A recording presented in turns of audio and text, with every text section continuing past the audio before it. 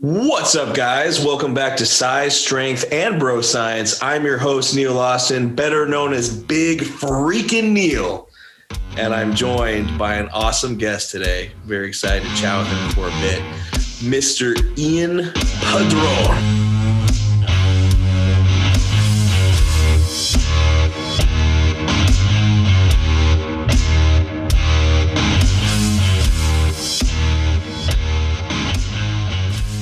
Hey, thanks for having me, big man. Yeah, man. Excited to have you here. So Ian, I've known for how long now? Quite a few years, huh? Since like the day I moved out here, man. Yeah, right? 2015, summer 2015. Okay, so like 5 years or so, 4.5 years. My very first job as a personal trainer at Gold's Gym is where I met him. My first question for you, buddy. Actually, before we get into that, why don't you take a second to just sort of introduce yourself, tell people what you're all about, what you do. You have a pretty extensive educational background. So why don't you talk a little bit about that? Yeah, for sure. So like Neil said, my name is Ian Padron. Live right down the street from him now in Snohomish. I work as a real estate agent, which was actually a career change brought on by one of the clients I originally met as a personal trainer at Gold's Gym in Woodinville. Super cool. I graduated college back in Wisconsin in 2015 with an exercise in kinesiology. My specialty was exercise movement science and a minor in public health. So I took that, came out west where I wanted to hunt and fish and get people in really good shape. Worked out of a gym for a couple of years, met a bunch of good dudes like Big Neil, and met one of my clients who's now my essentially business mentor who got me into real estate. So super cool, man. Yeah. It's funny how different walks of life will do that. It's crazy. Lead you somewhere completely unexpected. So many weird paths. And like, I mean, at the time, like when I first met Dom, who you know very well as well. Awesome guy.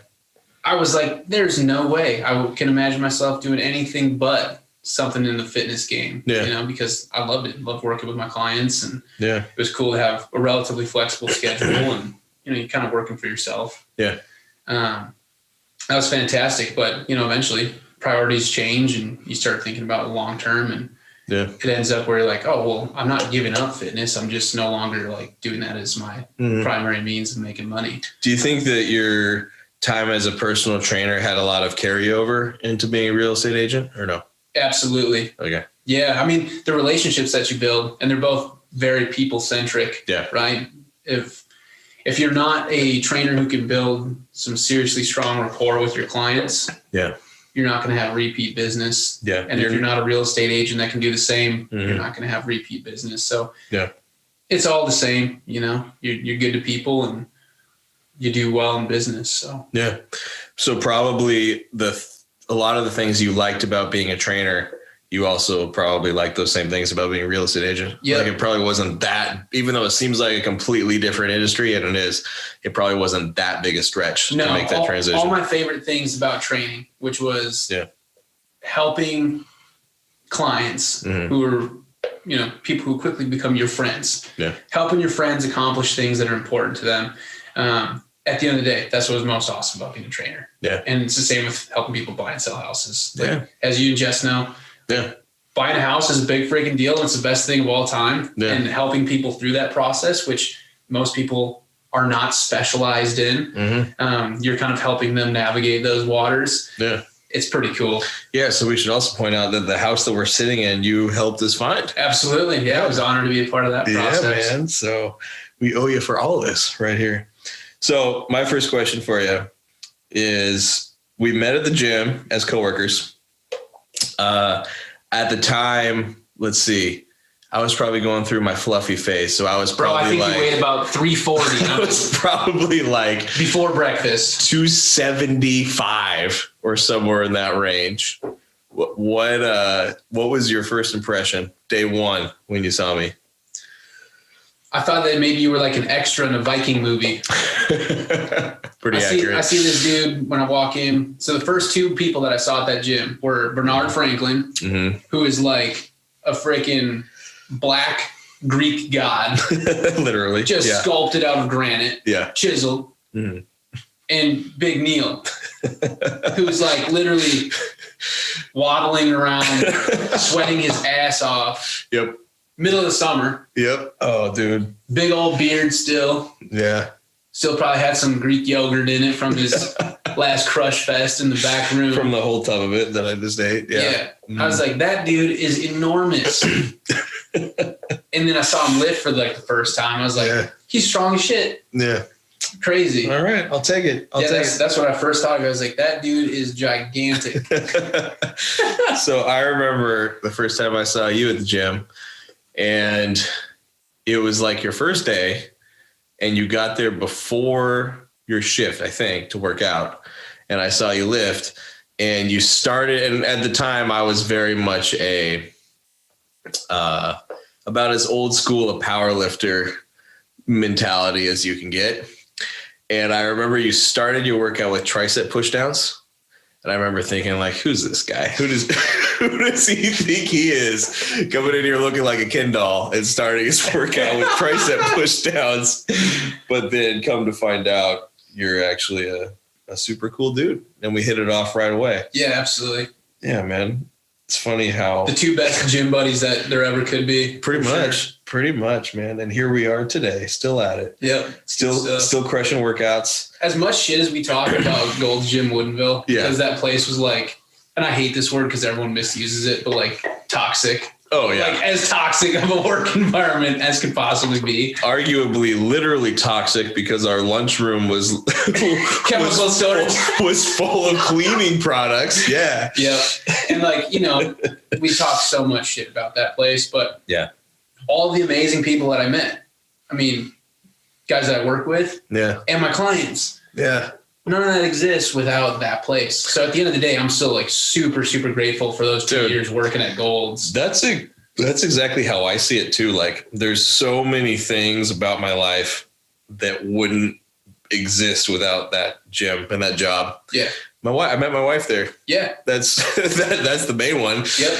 And then, just like all the connections that I made from that gym and all the people that I'm still in business with from that gym. Like, it's wild, man. Yeah. It blows my mind. I sat down and like crunched the numbers and just saw like, what was the carryover? Yeah. I've been selling houses now for almost 4 years, which is crazy to think about.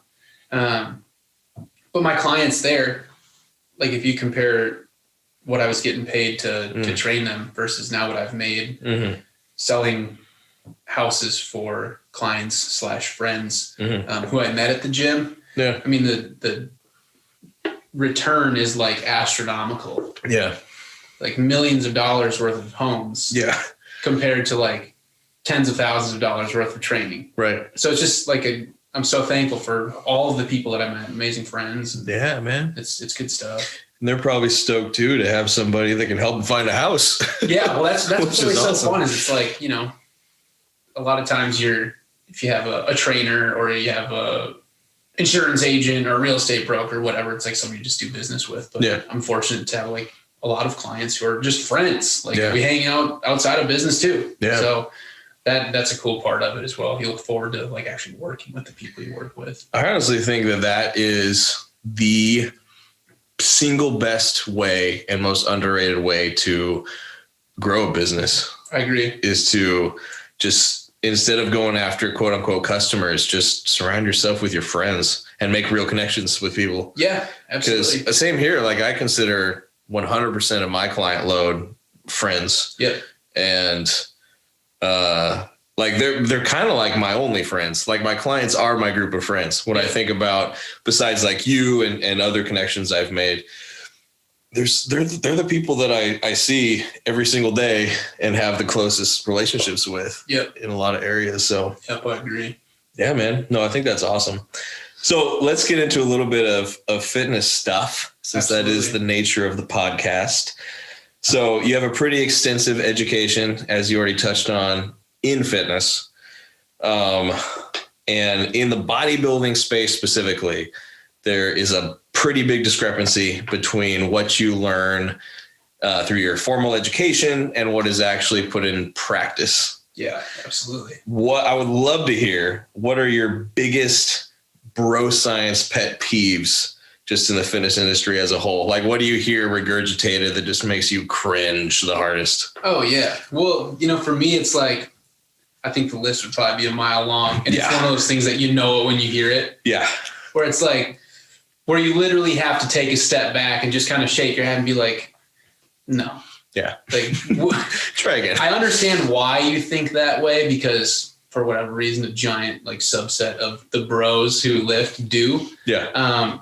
But if we want to let's sit down and draw a free body diagram of why that's not true. Right. So things like, guys who think that a barbell bench press is going to grow the biggest chest of all time. How much you bench, bro? Yeah. Doesn't matter at all. Literally. Yeah. Right.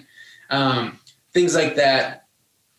And then regarding, I think the biggest thing for bro science, training wise, not a whole lot of stuff bugs me because I think a lot of it has merit. Okay. But bro science with like nutrition for me is always like mind blowing. I think that's probably where it's most prevalent. Yeah, like an astronomical amount of stupidity where it's like that there's no scientific rationale behind any of this, right? Like you have people who they're so firmly entrenched in like what their belief system is for nutrition, and they're completely unwilling to actually like explore like, okay, what is the real reason behind this? Yeah. So you get bros who are like, no, I need to have X grams of protein, or I need to make sure I have a protein shake within 30 minutes or my anabolic window is going to close and lose all my gains. That's a big one. And at the end of the day, I think it's funny because there was a time in my life when I was there. Like when I was in my early 20s in college. Oh, yeah. I mean, dude, it was by the book. Like we were talking about it during a workout today. The bodybuilding.com forums, like when they were at their prime, at their peak, and there were like hundreds of thousands of people on them. And reading T Nation articles, like there was so much bro science floating around where I think a lot of guys would just see something repeated on a forum. Yeah. And then that was like their new gospel truth. Yeah. Instead of like, hey, I'm going to go read a strength conditioning textbook. Right. Learn like the scientific basis behind this type of program. Or even like nutrition. Even like studies, research. Yeah. And that's the other thing is like, today in a ton of different areas, you hear people say, well, do your research. I did my research. Like, what does that actually mean? Yeah. Like the vast majority of the American public doesn't know how to read a research paper. True. Like you don't understand statistical analysis. You don't understand any of these modalities that you're looking at. So when you get like a bunch of bros who are talking about, the best bicep exercise, and then they refer to studies, I always kind of just shake my head. I'm like, what are you actually referring to in terms of research? What like, specifically? Like you read an article on bodybuilding.com or like you actually went through the peer-reviewed body of research and made a conclusion based off their results. Yeah. Because it's very like infrequently the latter. Yeah. I mean, I'll be honest, like until more recently, like when I was early on in my lifting career, before I even became a trainer, I couldn't make heads or tails of a formal peer-reviewed study. Yeah. I really couldn't. I would sit there and scratch my head and then just, go off to bodybuilding.com and find something more digestible. Like, and it's so, this is my issue with, I mean, number one, it's filled with jargon. Like I'm talking about the research side of things, the evidence-based people. Yeah. The issue that I think the fitness community as a whole is running into now, and I think I see it better now that I'm kind of like removed from it, is people can hijack research and use it to basically prove whatever point they're trying to prove. Yes. One study comes out and shows a correlation between X and Y. Mm-hmm. Now, whatever zealots are pushing this product or this diet or this training modality, now they can say, oh, look at here. I have a gold standard. I have research that says that I'm right. Yeah. And then people who don't know any better don't realize, that science is a process and, you need a scientific, not necessarily consensus, but a majority view instead of, no, we have one paper that shows this. So I feel like people just get ping ponged back and forth between ideas instead of being like, okay, well, here's a check mark over here. Here's a check mark over here. And then constantly kind of like measuring the two sides against each other. That transitions really well into my next question for you, which is, do you think there is ever a time when the body of research is outweighed by the anecdotal evidence? Like, do you think anecdotal evidence ever trumps the peer-reviewed research? Yeah. Specifically in bodybuilding and fitness. I really do. And so the saying proof is in the pudding. Yeah.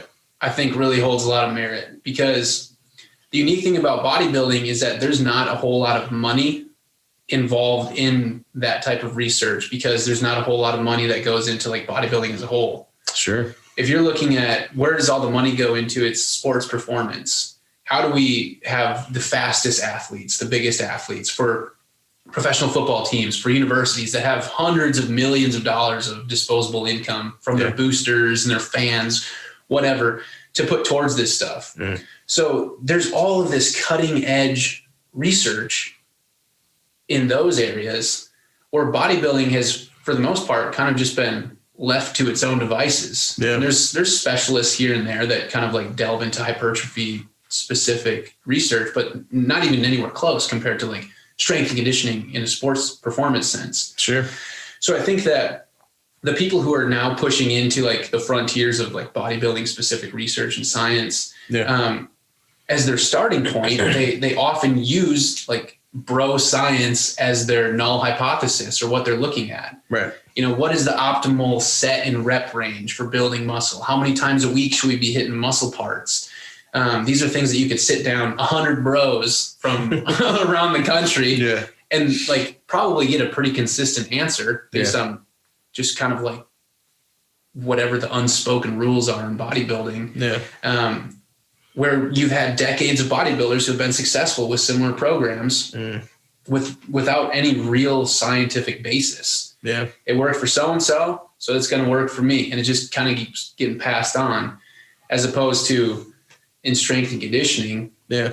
There's so much new research and money being pumped into those because they're lucrative industries. Right. I think bodybuilding is totally different, and oftentimes anecdotal, experiential evidence is more important than whatever a scientist says. So let's use a specific example. So like, let's say a study comes out that shows reverse grip on a barbell row is better for lat activation. Let's just say that's the case. And then you have this, 300-pound professional bodybuilder who says, well, I feel it way more in my lats with an overhand grip. Which do you put more value in? So that's one thing that I feel like I really learned during my time as a trainer. Is people would ask you to give them like, they wanted an answer like, tell me exactly what to do. Like, is it yes or no? Should I do this or that? When what I learned is like, the best answer is usually it depends. At the end of the day, if the research paper says that underhand grip is more effective, and let's say like the electromagnetic impulses that your muscles are sending out, if you're doing like EMG studies, you've got diodes all over the muscle, and it's showing that these lat fibers are firing faster with this grip, but someone still says, but I don't feel it. At the end of the day, what's going to lead to the most amount of growth, right? If they're doing just fine, and you have a big bodybuilder who's got a good back and he feels it better when he's going overhand, why change it? Why change what's not broken? At the end of the day, I think so many people get like paralyzed. They call it analysis paralysis. Where like a new piece of evidence comes in, or a new research study is published, and then they're willing to like completely upset their training program just to adopt that new piece of information, instead of just forging ahead consistently with what was working pretty well. So I think it's like one of those things where on a case-by-case basis, and looking at the individual, which, I mean, bodybuilding of anything is like literally the most individual thing you can do. It comes down to the individual. Not everyone's going to be the same, There's always like some scientific rules that we can use as a starting point, but then you have to kind of pick and choose what the best method is for that individual athlete. If that makes sense. So as bodybuilders, what's your personal recommendation for knowing like where to draw the line with that? Like, let's say that was a pretty a pretty clear-cut example I gave, but let's say we're in more of a murky area, like research comes out, oh, you don't need to eat, 40 grams of protein 6 times a day. But then this same 300-pound professional bodybuilder says, well, that's what I've been doing and that's what's working for me, and I feel like I need to. So at what point is it stupid to remain, stuck in our ways, as opposed to adopting the new research as it comes out? Like, how do we know when to do that and when to stick to our guns? Right. I think that's $1 million question for anyone that's in bodybuilding, right? Yeah. Because you're always looking for the edge, and what separates, like the top 5 bodybuilders at any show, it's typically there's not much. A tiny percentage. There are very few times, even in like small local shows, where you have someone who just steamrolls everybody. Yeah. So I think just naturally, people who find themselves in like physique centric sports like bodybuilding and stuff, they tend to be the kind of person who overanalyzes everything anyway. They're always looking for an edge. They're wondering, oh, if I switch up this, then will I do better? If I switch up this, will I do better? What if I do more cardio? What if I eat less? What if I eat more protein? Very true. Like all of these things under the microscope at all times. So again, I go back to like, let's use the body of science that we have as like a good starting point. We know that rep ranges in like the 6 to 12 range. If you're training pretty close to failure at that rep range and those weight ranges, you're going to grow. We know that. That's like basically universal truth at this point, right? Yep. Agreed. We know that compound movements should be the bread and butter. We know that, right? Like these are things that are proven, time tested. Yeah. And then how do we then sprinkle in some of these extras, right? Like you can change, let's say like, let's have 5% of your training and nutrition that's like malleable. You can swap things and see, do some split testing. Like, hey, I feel better when I'm eating this and I feel better when I'm eating this, but it doesn't mean that you're going to completely redo your entire diet, your entire training program. I like that. So like a 95-5 rule. Yeah. Where it's like, hey, go play around with 5% of the stuff, mix it in. If you find something you love, cool. Now that can replace something and be a valuable piece of intel for you. But for the most part, I don't think that there are like any secrets left in terms of building muscle. Yeah. I think now we just know why the things that used to be gold standards work. Oftentimes people then muddy the water and try to say like, oh, well, we're on the cusp of like the next big thing. Yeah. I don't know if the next big thing exists. I think now we can just like explain why certain things work. I would agree with that. I also think it's extra challenging as bodybuilders to navigate this because of the tiny percentage of advantage that we're looking for. Yeah. Because I think the average fitness advice that's put out there, the average research-based fitness advice that's put out there is geared towards general population, which makes sense. Yep. It's a very small percentage of the general population that are competitive bodybuilders. But when you tell when you tell general population that no, whether you eat six meals a day versus 3 times a day, it's a 0.03% difference. Well, maybe the thing that separates first and second place is a 0.03% difference. Yeah. You know what I mean? I do. It's just hard to know. It's hard to know what should just be completely thrown out the window and what is legitimately tried and true. Yeah. And that's something that I think a lot of people struggle with is like realizing that there are like these stratifications and hierarchies within anything where you have bodybuilders, compare that to like your general population. Yeah. I always use in any time I'm like describing anything in fitness, I like to use cars as an analogy because most people understand. I like it. If you're driving like just a standard Toyota or a Honda, and it's like getting you from point A to point B, and you just want it to be in good shape, change the oil, change the tires. That's all you're really interested in. Compare that to like a Formula One car, which is like the bodybuilder of the people world, right? Or the car world. That's like performance oriented. You want to be the fastest, the best. Every little tiny thing that you can play around with that car is put under the microscope. Things that the general population has no business in doing.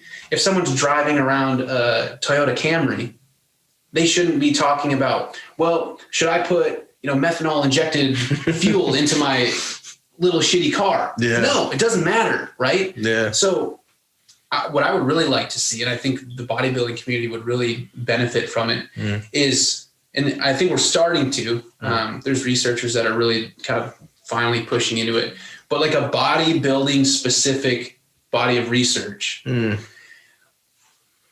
you have all of this work that gets put in where you have, because the gold standard, anytime people are looking at things with like building muscle, they have a group of people that's split in two. You have your control and then your experimental group. Very seldom are those groups made up of, even like if it's an experienced lifter. Yeah. They're not high-end bodybuilders. They're not performance athletes. No. They're typically gen pop, or even they're experienced lifters, or people that have just been lifting regularly for like 5 years. Okay. It's not the same as someone who's walking around at 6% body fat and has an extra 100 pounds of lean body mass on their frame. So if you had like a body of research that looked into using that as their baseline and that as their set point, I think that would be way more applicable to people who are looking for those small edges. Yeah. Because if you're looking for the small edge of your F1 car, you wouldn't go and try to like take something from the little Toyota. You know what I'm saying? Right. It's like two completely different animals. Yeah. So it's sort of like, one thing that I preach to clients a lot, and you probably have too, is what the professional bodybuilders do. Like what the diet that Jay Cutler follows, it has nothing. It's not applicable to the average person. Exactly. You should completely ignore it. So would you say the opposite is also true? That to a competitive bodybuilder of any level, amateur, professional, when you're just pushing for that extra tiny little percent, what general population does is pretty much irrelevant to us? Would you say that's true? No, not at all. Because at the end of the day, right, a car still has 4 wheels. Okay. Still has an engine. All these things that still need to be addressed, right? I think it's a different totem pole of priorities, right? Like if you were setting up a program for someone who wants to build muscle, just average Joe has a desk job, he's probably gonna be doing the same movements that a professional bodybuilder is. He's not gonna be doing the same volume in terms of weight, sets, things like that. Right. But he's for sure going to benefit from the same exact movements. Okay. So it's the tiny details. Yeah. That don't carry over. Yeah. It like goes to that 95-5 rule, right? Where it's like the foundation that you're building is essentially the same. It's what you do on top of that. You can set a foundation and build just a nice little 1-story house, or you can set a foundation and build a freaking skyscraper. Just kind of depends how far you want to take it. Sure. Okay. I would agree with that. 100%. Okay. That brings me to my next question for you, which is, let's pretend you specifically, as an example, let's pretend you are going to prep yourself for a men's physique show or whatever it is. What would your prep look like? How much bro science would you implement versus what you've had education on and the formal research that you've seen? Yeah.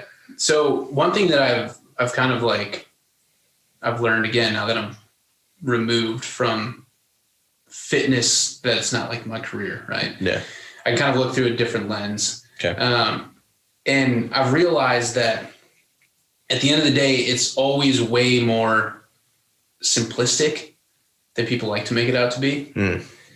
If you remove yourself from it, oftentimes like you have a lot more clarity. That makes sense. Man, this person's beating themselves up about something that is completely irrelevant. Right.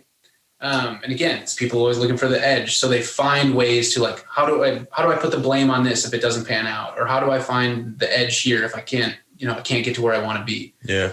I think if I was really trying to get myself into like the best shape possible in a physique sense, it would just be really slow and strategic, where I would take at least a couple of years of just like small caloric surplus, trying to get as strong as humanly possible.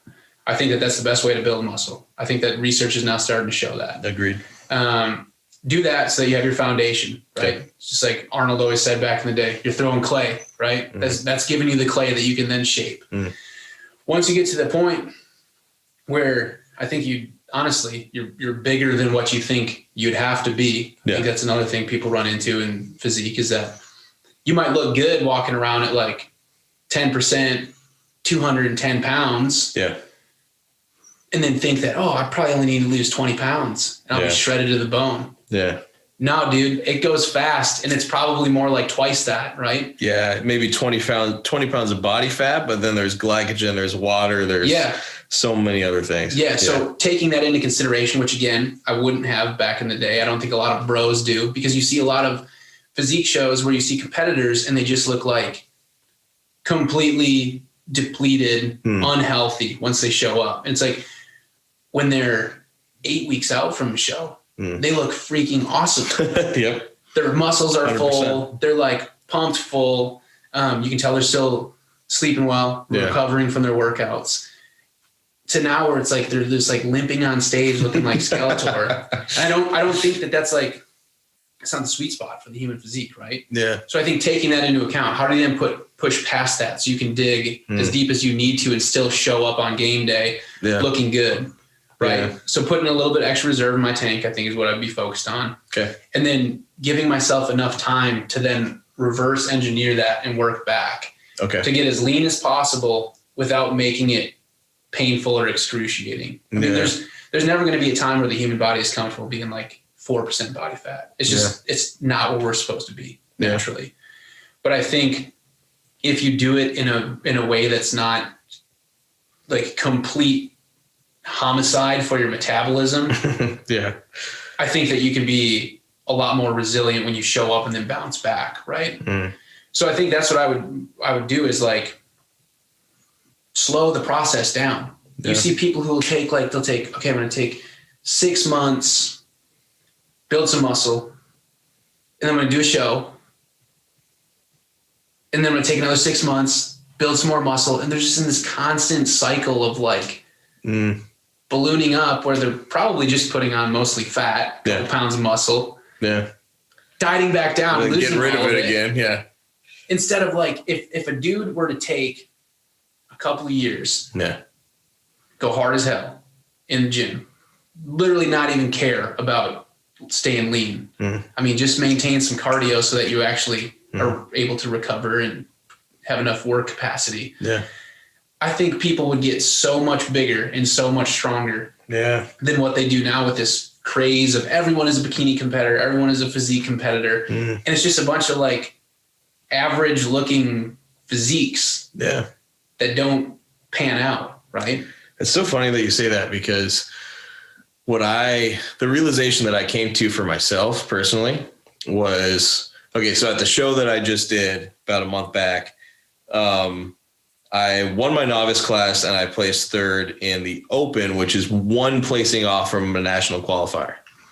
And at first I was really pissed about that and bummed out, especially since it was a really, really close top three. But then I realized if I had qualified for nationals, I would have felt compelled to do it for sure. Right. And that would have given me, like you said, a 6 month off season before I had to prep again.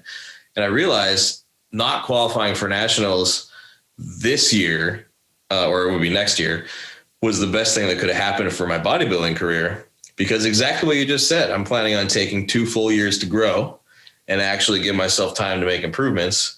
Because I know that if I had a little 6 month off season and then prepped for nationals, I would not make enough improvements to do well there. Yeah. In 2 years, damn right, I'm going to make enough improvements to crush it at nationals. So I think that's really true. And that's really underrated. It's not the popular opinion. It's not, because people want to rack up the shows. They want to get their Instagram posts. There's nothing flashy about walking around at 15% body fat. Yeah. There isn't. Yeah. But it's showing up, putting in the work at the end of the day. That's where an impressive physique comes from. Yeah. And I see that now, again, that I've removed myself from it, where now, bodybuilding specific training is no longer my focus. It's performance based. So now when I can look at it through that lens, I realize like all the program hopping and issues that I had when I was bodybuilding focused, where it was like, no, you wanted instant gratification, you wanted to be super big and super lean at 22 years old. Like, it doesn't happen like that unless you're some sort of freak, right? Like there's an order of events that you need to put yourself through that most people, I think, are unwilling to actually take the time to do. I agree. So I think that's what if I were to get myself in like the best shape possible for a physique type competition, that's the approach I would take is set all your ducks in a row for like 2 years and just knock them down one by one, jump through hoops to make sure that when you show up, you've done a huge body of work ahead of time instead of handicapping yourself for some short-term gratification, you know? I agree 100%. Is that something you would ever consider doing? Would you ever compete? At this point, you know, it's something that I have zero interest in. Fair. When I was younger, absolutely. I think that's kind of what I was working towards when I was in college. You know, the goal was like, I want to get as freaking huge as humanly possible, have like 18-inch arms naturally, just be a tank.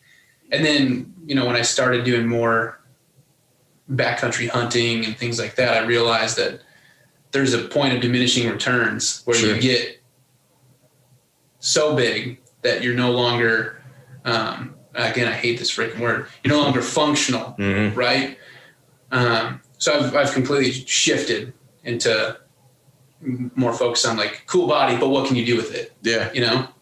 Well, it's still something that gives you the same sort of event to prepare for. Yeah. Right. It's the same idea. It's the same type of gratification where hunting season's coming up. Yeah, it's game day for sure. For you, like the equivalent of a bodybuilder's off season would be in between hunting seasons, right? Yeah. Where you're prepping yourself to get ready to go out in the mountains and shoot some stuff. And it's very similar too. I mean, the approach that I take, you know, I just finished up my big game season and my goal now is just to get my strength back, right? Yeah. Because I went 2 or 3 months where I was trying to maintain as much as possible. Yeah. It's hard to do it when you're living in the mountains for weeks at a time and not eating enough food. Right. So when you get back out, it's the same thing. It's like, just like you're coming off of a really hard prep. You don't want to like inundate your body by eating Twinkies and Ho-Hos every day and just bombing yourself with like compound movements and trying to hit your 1 rep max every single day. You're just going to die. Yeah. So it's just a gradual ramp up and you're building a bigger foundation so that you can be resilient the next season. Yeah. So I think there's a lot of similarities, honestly. Sounds very similar. Only difference being as bodybuilders, when we're done with our prep, we don't have to go climb hundreds of miles in the mountains. Exactly. Which, thank God, we don't have to do that. Exactly. Okay, I got a game for us to play. Let's play it. I like to call it BROSCIENCE versus bachelor's degree. So I'm going to rattle off 3 different ultra BROSCIENCE-y statements. Yeah. And I want you to pretend I'm a legitimate bro sitting in front of you, and I want to hear your rebuttal. Okay. So, number 1, I have to eat 6 meals a day to get big and or shredded. Yeah, that one, God, it just like viscerally triggers me. I see a vein popping on your temple. It's just one of those things that like, and I mean, it found its way into the general population as well, where it's like all the soccer moms who are trying to lose weight were like eating a granola bar every 2 hours because if they eat frequently, they stoke their metabolic furnace and they'll just be like, you know, a European model. Like, okay, well, let's look at the science. You know, how does the human metabolism function? What are we designed to do long term? And to me, the human body is so dialed in terms of maintaining homeostasis, right? We don't want change. We don't want big swings. Yeah. Our body is designed to control things. So the difference between eating 3 meals a day versus 6 meals a day, scientifically, in terms of like, what is the thermic effect of food? Like how many calories are you burning digesting each meal? Right. How much is your blood sugar going to spike? Yada, yada, yada. Is so minute. If you're looking at just, let's control for calories, let's control for macros, let's control for all of that shit. Yeah, it's all the same. And just do it 6 versus 3. Yeah. I've never seen a study where there's been a significant difference between the two. Yeah. Literally never seen a single one.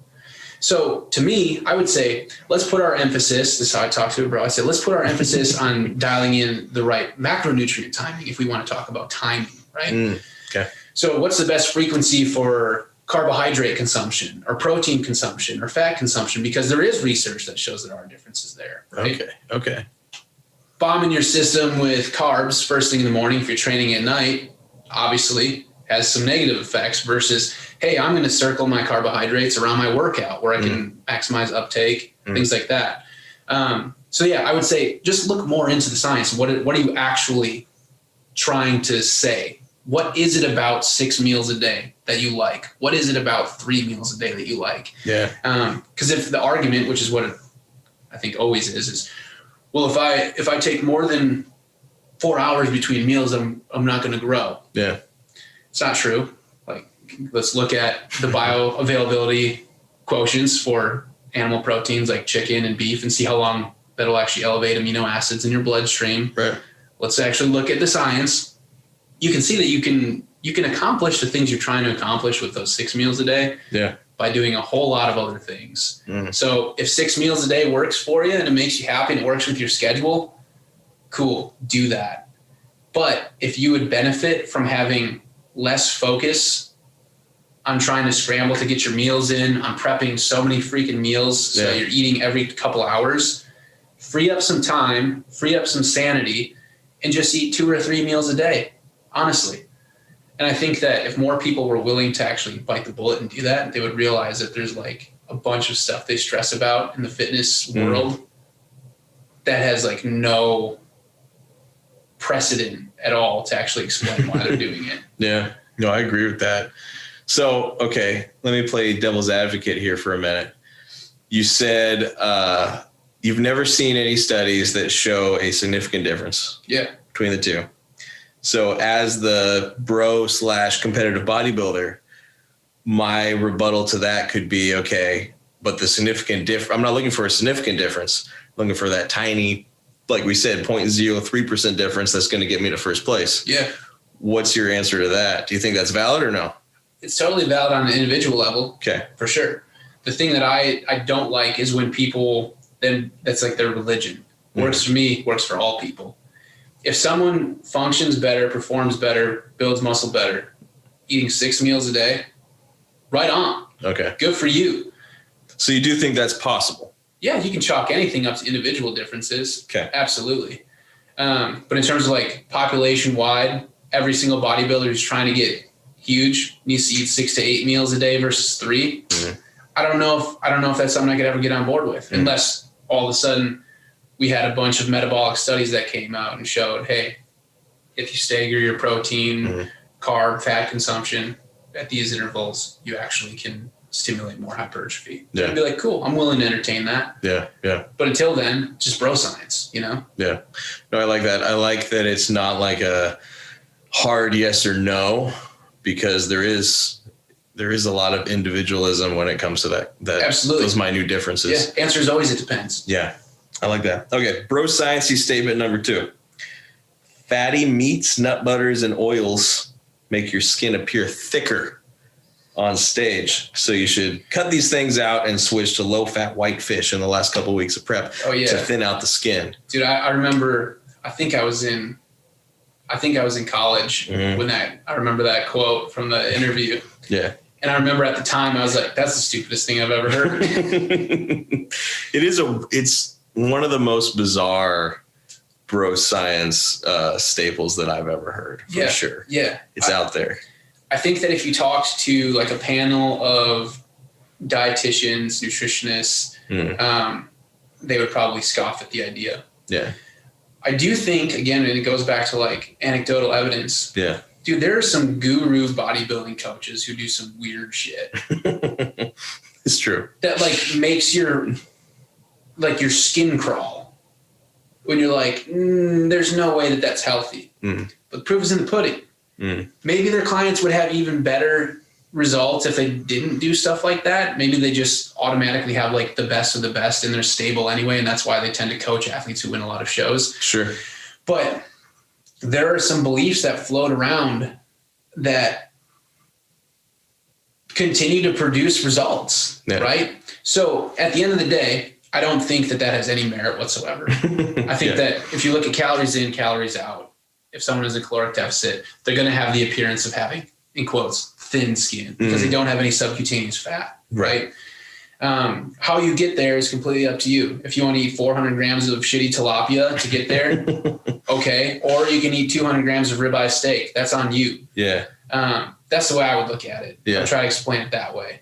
But yeah, I remember listening to that one. You know, I think what it boils down to, I think you're 100% right. And what it boils down to, and the reason why it quote unquote works that way, is by cutting out all of pretty much all the things I listed initially are sources of fat. Yeah. Fat is very high calorically. It's the most calorically dense macronutrient there is. Right. So by cutting out all those things, it's a lot easier to maintain that calorie deficit while also hitting important macronutrients like your protein. Yeah. So like white fish is pretty much just protein. It digests really, really quickly. Right. At least for me, it does. So you pound some white fish and in a couple hours, it's like you didn't even eat. So then you can pound some more white fish, and it's really easy to hit whatever your astronomical protein goal is for the day, just eating white fish every couple hours. Right. So I think that's why it's being perpetuated like that, because it does work. But the reason it works is because you're getting rid of all kinds of calories by getting rid of those fatty meats, nut butters, and oils. Exactly. Which like brings me back to like the first bro science thing, like 6 versus 3 meals. Yeah. Why do bodybuilders do the whole 6 to 8 meal thing? Yeah. It's because it's the only way that they can get in like the macronutrients that they need. Yeah. To get them to where they want to be, right? Because again, it goes back to the bro science of like, I need to be eating clean food, chicken and rice and broccoli for every meal. Okay. Well, what if you did the same exact macronutrient and caloric breakdown? Yeah. But you did it with fewer meals that were more calorically dense. Yeah. Like let's say you had ribeye steak, a sweet potato, and some broccoli with coconut oil instead of dry asparagus, dry rice, and dry chicken 3 times. Right. Same calories, same macros. It would just have to be a larger portion of protein. Exactly. But otherwise, yeah. It would... Exactly. So that's the thing I don't think a lot of guys give a whole lot of thought to. Yeah. Because it's not really talked about. Yeah. They don't ask, why is this my thought process? Like, why is this my belief system? They just think this is my belief system because this is what I was taught. Yeah. So if you play around with it, I think a lot of the bro sciencey stuff tends to fall apart. You can see that there's actually a lot more flexibility there than a lot of guys give themselves. I think so too. I think another reason why that very, very clear-cut, simplistic, quote-unquote bro diet approach is still implemented is because it's so easy to tweak and it's so consistent. Yeah. So like for me, for example, in my prep, I did classic physique, which means there's a weight limit. So I have to make a certain weight. Now, if I'm eating, this is something that I noticed for myself. If I'm eating a lot of different foods every day, like there's a lot of variety in my diet, right, my weight's going to fluctuate. Yep. Now, initially I was counting macros and pretty much eating a little different every single day, but I ended up settling on sticking with a lot of the same foods for the simple reason that I knew exactly what I was going to weigh in the morning. I know exactly how I was going to feel in the gym. Right. Like you just get rid of all the variables and it's just very, very consistent. Yeah. I think that's part of the appeal of, okay, I need 6 meals of the same damn thing every day. Yeah. Without any variety. On the individual level, dude, there's some tremendous value to that. Yeah. Right. And then, again, devil's advocate, I bet there's a bunch of dudes out there who are trying to build muscle. Yeah. Who are like borderline disordered eating, trying to do stuff like that. Yes. There's no variety. I don't look forward to any of my meals. That is disordered eating. Yeah. I mean, that's the one thing that I think, again, being removed, I now see is that you grow up and you think that, if someone has like anorexia or bulimia, those are like the 2 types of eating disorders and that's it. Yeah. Dude, there are so many other types of disordered eating. Oh yeah. That exist in the fitness community where 100%. It's like, I look at it as if you are bringing legitimate stress into your life, just thinking about your food, that's an issue that should probably be addressed. Yeah. Right. So I think that's kind of where to draw the line too. Like it's helping you. You like the simplicity. It's not driving you nuts. It helps you get to your goal. Yeah.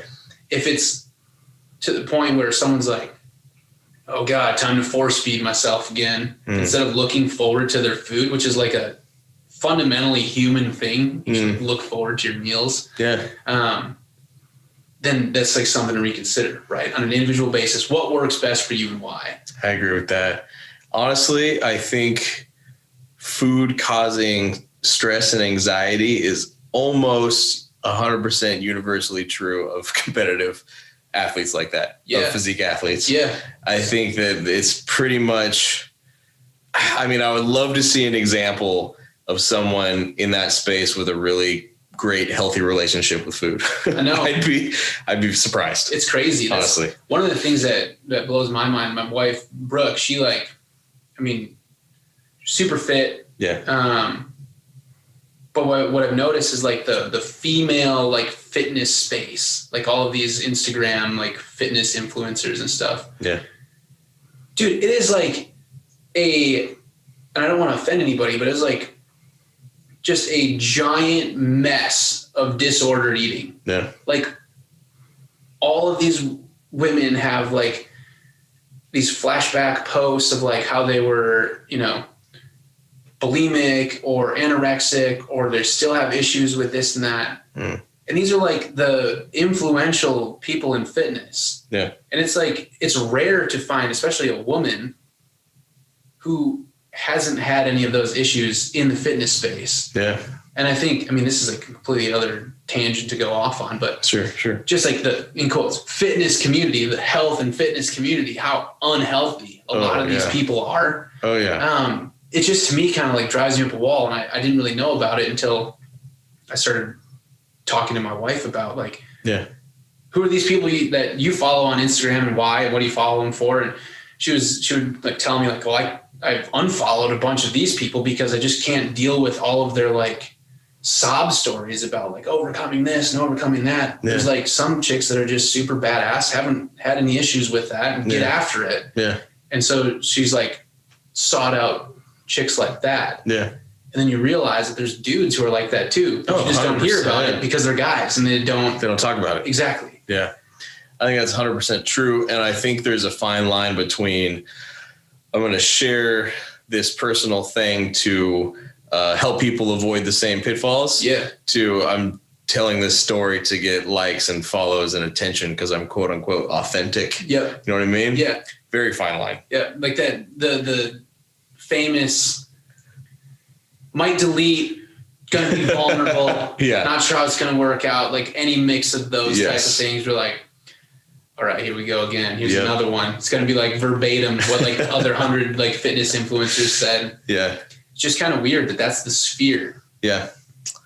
Yeah. And I think part of the reason why there's the discrepancy between us guys in the same space and the women is just that we're, I don't know, when we put out those kind of stories, it's a little less celebrated. Yeah. So we don't feel compelled to put out that kind of content as much. Yeah, like I guess you're not gonna have all your like bros be like, so brave of you, brother. Right. Oh my goodness, you're so brave, so strong. Right. Whereas like if a chick does like, oh my God, yeah, so incredible, you're so strong. Yeah. It's just like a completely different dynamic. It's true. Your bros are gonna go, shut up and go lift some weights. Yeah, be like, get to the gym, dude. Go eat some steak and lift some weights. Send you a text, pussy. That's how it would be. Pretty much. That's how it would be. Pretty much. All right, one more bro science statement. I need to eat simple sugars and fast digesting protein within 30 minutes of training to capitalize on my post-training anabolic window. Yeah. Man, that one was like, that used to be a religion for me too when I was. Do you remember feeling like anxiety as you were wrapping up your workout back in the day? Like, yes, I need to go home. I need to eat. Yes. I'm going to negate the workout I just did. Yeah. Which like brings me back to, that's disordered eating. That is not healthy at all. There's nothing healthy about that. Yeah. And I'd be like, okay, if I get my workout done, I'll have time to run down to Hagen, grab a couple bagels, protein shake, crush it. Got to replenish those glycogen stores, which now we know is like just completely ridiculous. I'll have to just like send a text of the link because I don't have it off the top of my head, but Paul Carter had a study he shared about like the glycogen replenishment myth. How people always say, I got to replenish my glycogen stores. And it was like some obscene amount of energy that you have to expend to even like dip into your muscle glycogen stores. Interesting. Where your body can replenish itself with its liver glycogen and circulating blood glucose really, really well. I mean, again, we're efficient. Like we're designed to maintain our homeostatic environment. Yeah. But when I saw that and actually like could put some numbers to it, I'm like, holy cow. Like, I mean, these were people who were like, you could run a half marathon and then eat a normal meal and only be missing like 4% of your glycogen. Wow. And that's not, those aren't exact numbers, but it was like stuff like that. Yeah. Where it was like massive amount of exercise. Yeah. Not a whole lot of food. And you're like back to baseline. Wow. And then when you compare it to like your standard bro, who is like after workout, 3 muffins, large a quart of chocolate milk, Yeah. pizza. It's like, no, dude, it's not how it works. Yeah. So I think that's something that for me, I've learned is like the in quotes anabolic window, which is real. I mean, you're going to be more sensitive to protein absorption and glucose uptake after a workout. We have science that shows that. But the window is more like a barn door. Yep.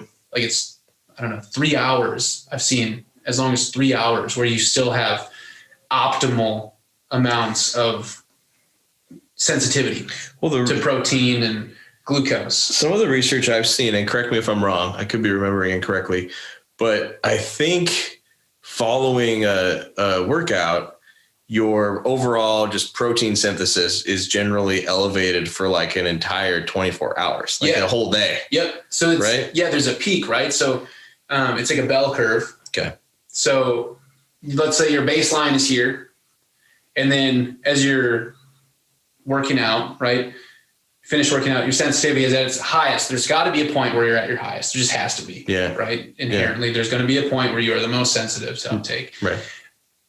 But it's not like a precipitous decline. Like, okay, 10 minutes after the peak, you no longer are going to be taking up anything at an elevated rate. You like get up to that point and then it just tapers off where you're like slightly less sensitive, but still way over your baseline over here. Yeah. Slightly less sensitive, but still over your baseline over here. Yeah. And it lasts. Yeah. Right. So I think it's one of those things that, again, if guys would do themselves a favor of like teaching themselves how to analyze peer-reviewed research papers as a whole, not just one, look at the body of evidence, they would realize that things like that, like the anabolic window, 30 minutes afterwards, if I don't get my 20 to 30 grams of protein and 200 grams of carbs, the workout doesn't even count. I think that they would just be more effective long-term because, and this is like, again, a tangent, but I would love to see research that goes into the effects of stress related to food and training on the physique development of physique competitors.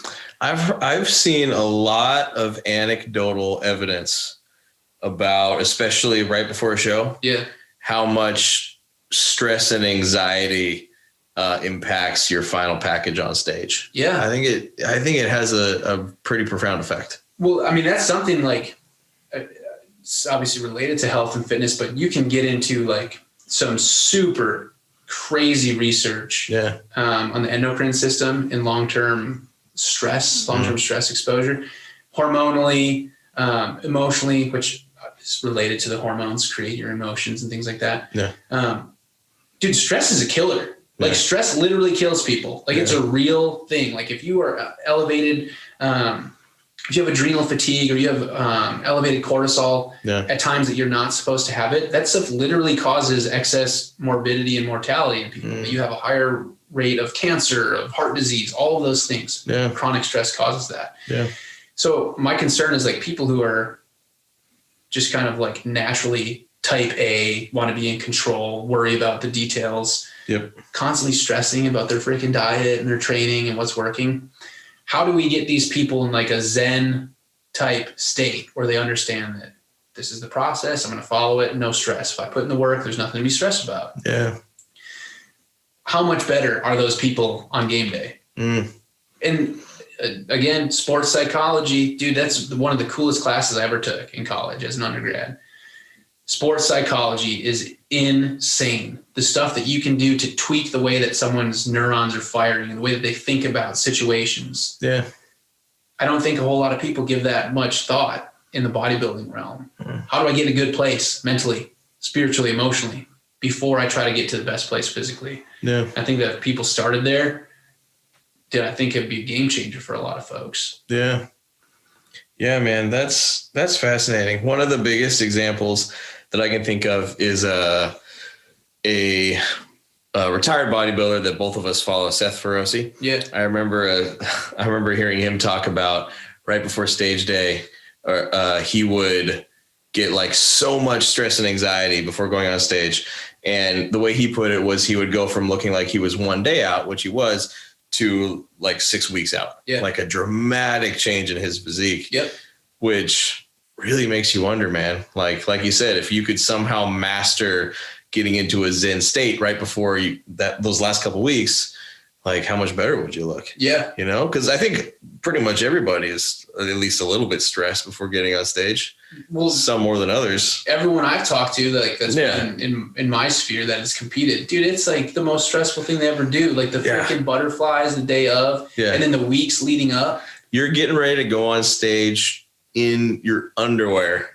It's something in front of a bunch of strangers. It's something more revealing than your underwear, most likely. And you're going to do these goofy poses that you have to learn. Yeah. In a physically compromised state. In a starved. Yes. Super hungry, not thinking straight. And this panel of judges is going to tell you if you're good or not. Yeah. There's no better recipe for stressing yourself out. Exactly. There really is. Exactly. So it's one of those things, man. I feel like if people could like find the secret sauce to eliminate stress from the process, I think a lot of other things would just iron themselves out. Mm-hmm. They wouldn't be constantly going back and forth between 6 meals versus 3 meals versus 8 meals, or this type of training modality versus this time, or I should be training 4 times a week versus every single day. Yeah. I think all that stuff is just a way of like manifesting the stress that's going on in their head. Yeah. I could see that. I really do. So I can see that. It's almost like we're looking for more things to be stressed about. Yeah. Yeah. And that's for me, like, again, comparing when I first started in fitness, the goal was to get as big as possible. Yeah. Was thinking about competing, felt stressed all the freaking time about food, about my training, the whole 9 yards. Whereas now it's not that way at all. Yeah. The training is like Zen. Yeah. All in itself. It's like, it's part of the process. You have to embrace it. If you trust the process, it delivers it to where you want to be. Your body will perform on game day when you need it. Yeah. But there's nothing stressful about what I do. Like, I'm not performing in front of people. I'm not competing against anyone but myself. So it kind of has removed all that from it. Sure. And I've just noticed like a much healthier relationship with the gym and with food. It's no longer an obsession. Yeah. It's a passion. And there's a big difference. Yeah. Like you and I just crushed a 90-minute, pretty intense back workout.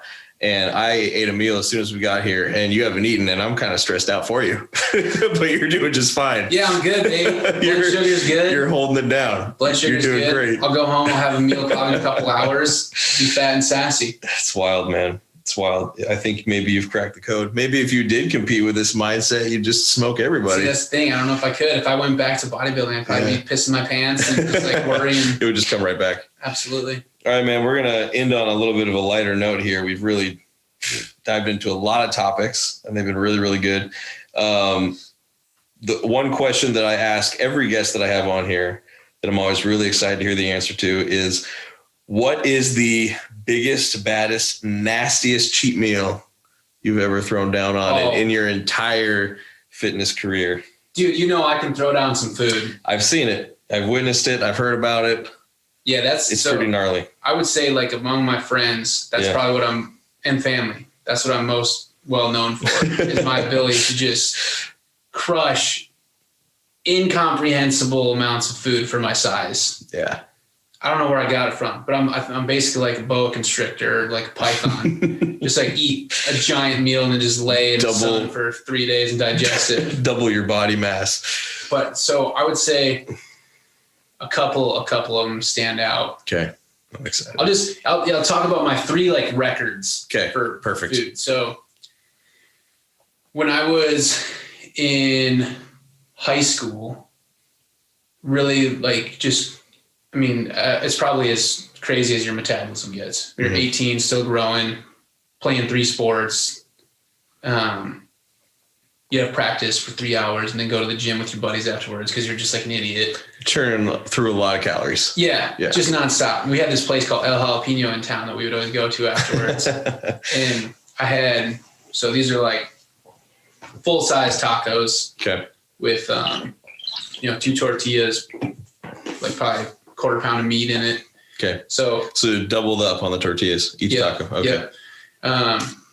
Each of those is probably like between 350 and 450 calories. Okay.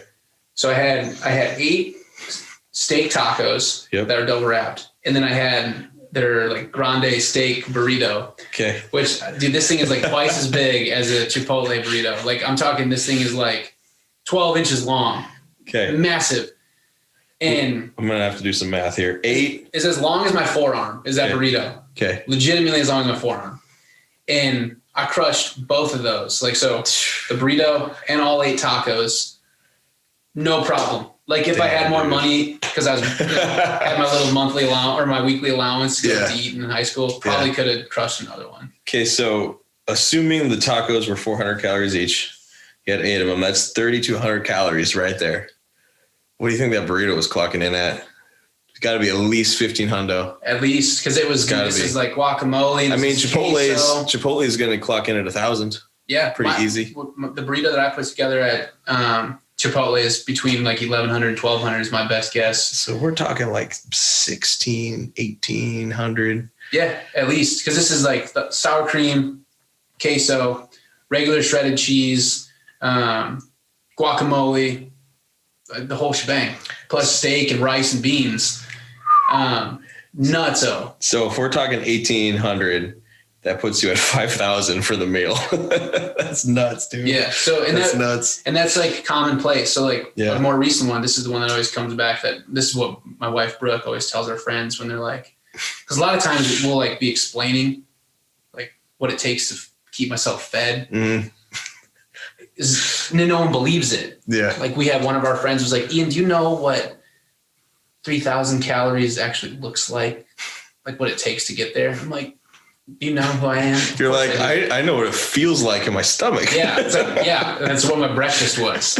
So we always try to like make something crazy when I get back from one of my hunts because I'm in starvation mode for like a week. I was telling you, I eat about 2,900 calories a day when I'm in the mountains, and I'm typically expending, between 5,000 and 6,000 a day. And that's due to you can only eat what you can carry. Yeah. Right. So you're at altitude, you're hiking, you're carrying heavy weights. It's really cold. So your metabolism is just flying anyway. Mm-hmm. So I come back really hungry. So the craziest meal I've ever had when I got back is, I crushed 18 chicken wings, homemade. So wait. This is the whole wing. This isn't like, I was just going to ask that. Yeah. So you're talking 36, like individual segments. Drumlet plus wing. Yeah. 18 of those. So 18 of those cooked in the oven with the Frank's Red Hot, like the canola oil based, like buffalo sauce. Yeah. It's actually got the oil to it, not just like the Frank's Red Hot. Yeah. Yeah. Shit's the bomb, by the way. It's really good. It's amazing. It's Put really it on good. everything. I love that stuff. So 18 wings tossed in the buffalo sauce, and then a large Papa Murphy's garlic chicken pizza. Dude, I'm so impressed right now. Gone. I'm so impressed right now. Whole thing plus the wings. And I was, dude, here's the thing. So to most other people, that's impressive. But the impressive part was that there was also a quart of Dairy Gold Swiss style chocolate milk. That oh my God, man. And that was one meal, like 30 minutes took me to get through. That is nuts. Yeah. So I know that a Papa Murphy's large pizza is, what kind of pizza was it? It was a garlic chicken. Garlic chicken. That's like cream sauce, right? Yeah. Like white sauce. Yeah. So we're talking. I've fallen out of love with recently. Okay. I used to love it. It used to be my go-to. Yeah. But it's not my style anymore. Dude, I'm a straight up pepperoni guy. Yeah. Just pepperoni olive or pepperoni mushroom. I'm back on the red sauce train too. I don't know. Maybe it was that cheat meal overdid it. I was like, bro, it's too much pizza, too much cream sauce. Maybe, man. So that was at least between 2,500 calories for the pizza alone. Yeah, no doubt. I know that a whole wing like that is a little over 100 calories a piece. Yeah. So let's just say, I don't know, 120. You had how many? 18 of them. So that's clocking in at just over 2,000 calories as well. There you go, dude. And then from your chocolate milk, you're looking at probably a quart of it. A quart of it, yeah. I think it's like 880 calories is in a quart of chocolate milk. Okay. So I think it's like 220 per serving. There's 4 in it. You're clocking like 5,500 at least for that meal. Damn, man. I'm impressed. Yeah. I don't think that I could ever take you in an eating challenge based on this information. Dude, it's always funny for me because like I had some big buddies in college and stuff that were like, I mean, big guys, like fat guys. Yeah. And I would always challenge them to eating contests. Yeah. Like we go down to wings. That was my record. I think it was either 43 or 48. Yeah. These are segments, not the full wings. Okay. But like 48 wings or 43 wings. Went toe to toe with my buddy, and I mean, this dude was big. Yeah. He couldn't hang, man. He's sitting there sweating. Couldn't do it. Like, looked like he's gonna die. I'm like, 6 more. Let's go. You're like, I need seconds. Yeah, I don't know, man. Dude, maybe that's crazy. Some people have like really cool talents that like make them a bunch of money and stuff. Yeah. Mine is just I can just eat like crazy. Dude, I mean, those YouTubers that do those crazy eating challenges, they probably make it for a good living. Yeah, off see, of those I'm not videos. that good. Like Furious Pete. Yeah. Oh, dude, Furious I'm not Pete's the even man. like remotely close. Kobayashi. Eat Yeah, like but 73 hot dogs. you're like an untrained, like you're the equivalent of just sort of like a casual gym rat, right? Compared to a pro bodybuilder. You just need some reps, man. Got to get you just need to train yourself Joey up. Chestnut program. Yeah. Eat like 3 pounds of iceberg lettuce for breakfast. Yeah, blow up man. the stomach. You just need that progressive overload on your stomach to get to that level. That's what it is. I believe in you, dude. I believe in you. Well, man, this is a great episode, dude. Yeah, absolutely. Yeah. Hopefully I'll come back. Keep talking you should come back. I've got fitness. I can think of several questions, even just off the top of my head, that I could keep asking you. But you've been here a while, so I'll let you go. But man, I think we provided a lot of value for people. Absolutely. I think this is the perfect episode just to like send directly to the bro in your life. You know, this send is it like to the bro in your life. If you care about a bro in your life, this is the episode to send to them. This is like the roadmap for bros everywhere on how to be less stressed, be a little healthier. Yeah. And ultimately still reach their goals. Yep. I agree. I love it, man. In all seriousness, guys, if you do have someone in your life that would get some value out of this, all I ask is that you send it to that person. I don't need an elaborate social media shout out. Just 1 or 2 people that would actually get value from this podcast. Go ahead and forward it to them. I really appreciate it. Sharing, commenting, liking, subscribing, wherever you're listening or watching helps me a lot too. So please do that. And yeah, man, hopefully we'll have you back on soon. Absolutely. All right, guys, I'll catch you next week. Thanks for tuning in.